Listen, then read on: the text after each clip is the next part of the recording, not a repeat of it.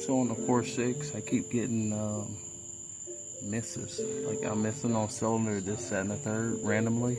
I look at my plugs, well, connectors.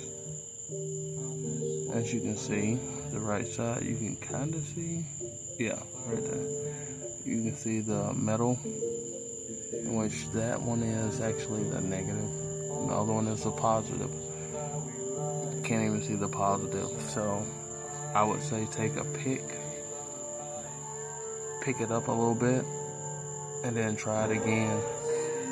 Another thing you have to worry about is these tabs right here that breaks after age. I would just suggest getting new.